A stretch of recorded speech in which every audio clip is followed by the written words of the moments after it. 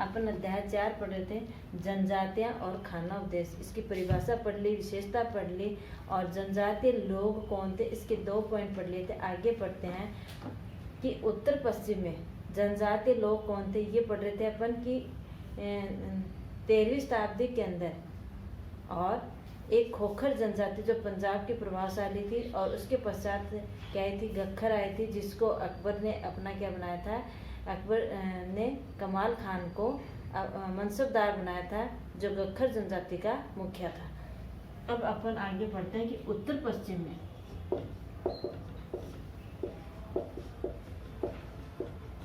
भारत के उत्तर पश्चिम में एक विशाल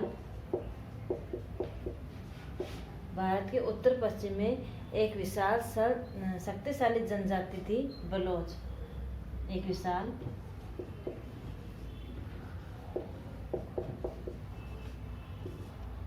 शक्तिशाली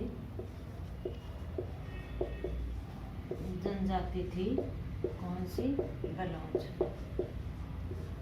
तो बलोच भी एक जनजाति है जो कहाँ की बताई है, भारत के उत्तर पश्चिम में स्थित है। यह जनजाति मुखिया वाले छोटे छोटे कुलों के अंदर बटी हुई थी। यह जनजाति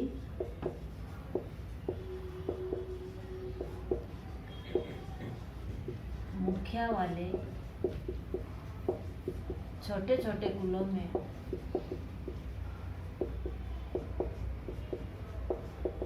बटी हुई, यानी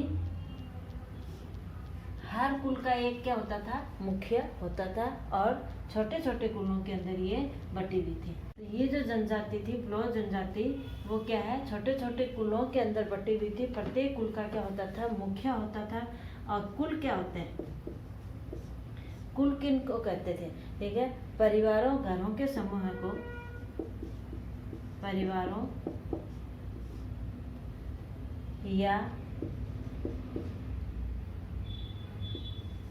घरों के ऐसे समूह को, परिवार या घरों के ऐसे समूह को कुल कहते हैं।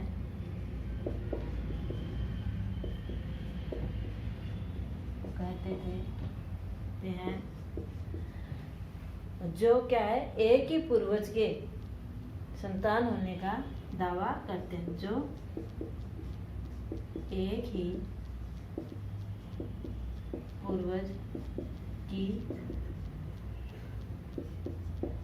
संतान होने का दावा करते हैं। ठीक है, तो समझ में आएगा कि उत्तर पश्चिम में एक विशाल जनजाति थी बलोच। ये जनजाति छोटे छोटे कुलों के अंदर बटी हुई थी। प्रत्येक कुल का क्या होता था, मुखिया होता था। कुल किसको कहते हैं, परिवार या घरों के ऐसे समूह या समुदाय को कुल कहते हैं जो एक ही पूर्वज होने की संतान होने का दावा करते हैं। अब चौथा है कि पश्चिम हिमालय में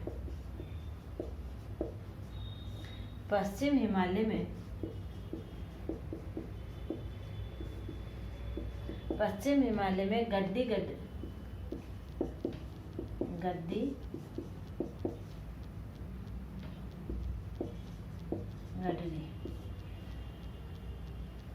गडरियों की जनजाति रहती थी।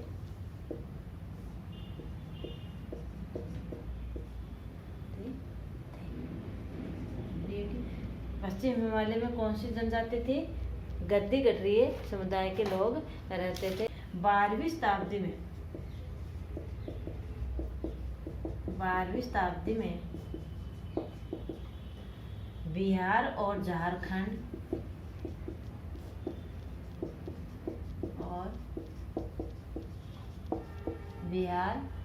झारखंड के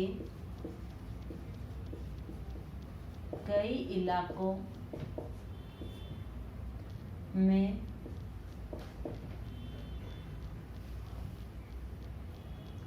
में चेर, सरदार शाहियों का उदय हुआ। ठीक है। 12वीं शताब्दी के आसपास बिहार और झारखंड इलाकों के अंदर किसका उदय हुआ? चेर समुदाय का उदय हुआ। अकबर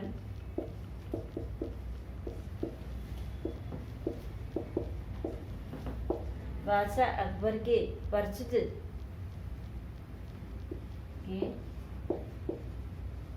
प्रसिद्ध सेनापति मानसिंह। कौन था? मानसिंह। मानसिंह ने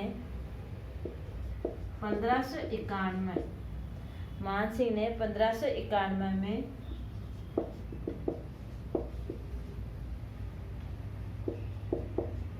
चेरों पर क्या किया? हमला किया।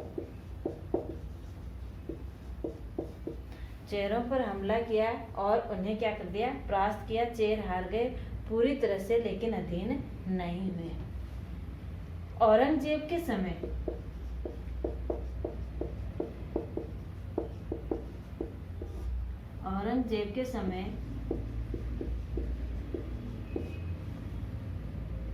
मुगल सेनाओं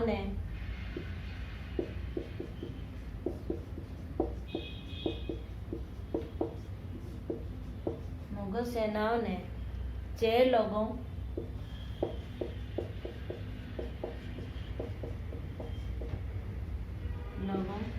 की किलों पर कब्जा किया और उस जनजाति को अपने अधीन बना लिया और इन्हें अपने अधीन बना लिया। तो देखो, बादशाह 12वीं शताब्दी के आसपास किस जनजाति, कौन सी हुई? चेर समुदाय का उदय हुआ। इन चेरों वाले क्षेत्र के ऊपर जिस समय चेर का उदय हुआ, वह उस समय उसके पश्चात और बादशाह अकबर के काल में इन चेरों पर क्या किया? हमला किया गया। हमला करने पर इन चेरों को हराया, उस क्षेत्र पर कब्जा भी किया, लेकिन चेर उनके अधीन नहीं हुए। औरंगजेब के काल में के समय में सेनाओं ने फिर चेर क्षेत्र के ऊपर क्या किया? हमला किया और वहाँ के किलों पर उन्होंने अब कब्जा किया और चेरों को अपने अधीन बना लिया। उड़ीसा और बंगाल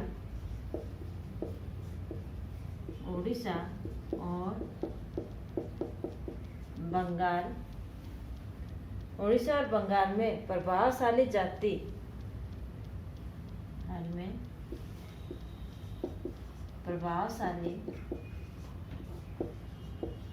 जनजाति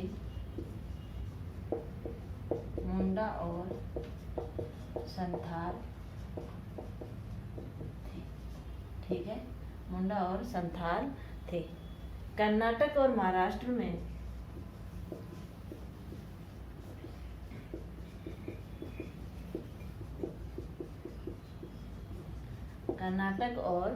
महाराष्ट्र में कोल्ली, बेरार, रामोसी आदि जनजातियां पाई जाती हैं। ये जो कोल जाति है, ये कहाँ? गुजरात के अंदर भी पाई जाती है। कोल्ली कहाँ पाए जाते हैं? और गुजरात में भी पाए जाते हैं। ठीक है ना। भील जो है वो कहाँ पाए जाते हैं? पश्चिम और मध्य भारत के अंदर पाए जाते हैं। पश्चिम मतलब राजस्थान। ठीक है ना। पश्चिम एवं मध्य भारत में ये लोग पाए जाते हैं। 16वीं शताब्दी के अंत तक ये खेतीदार और क्या बन चुके थे? जमींदार बन चुके थे। 16वीं शताब्दी के अंत तक ये लोग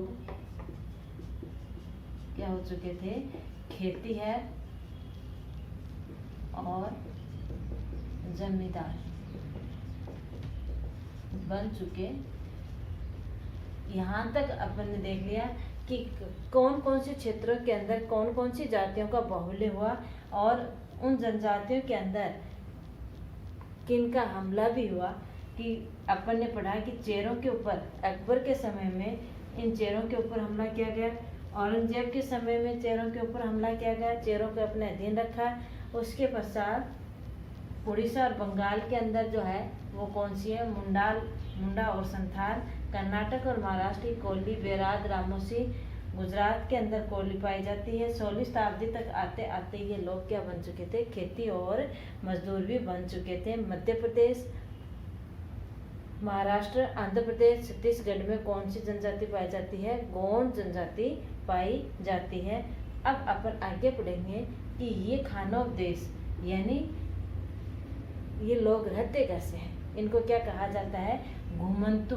ये एक जगह निवास नहीं करते हैं, समय के साथ साथ ये क्या है, अपने जगहों को बदलते रहते हैं और वापस कुछ जनजाति हैं जो वापस अपने जो जन्म स्थान होता है उसी स्थान पर वापस लौट आते हैं। तो आगे अपन खानों देश के लोग या घुमंतु लोग कैसे रहते हैं उसके बारे में पढ़ेंगे। यहाँ तक आपको कुछ समझ में नहीं आया हो तो आप कमेंट बॉक्स में लिख करके पूछ सकते हो। धन्यवाद।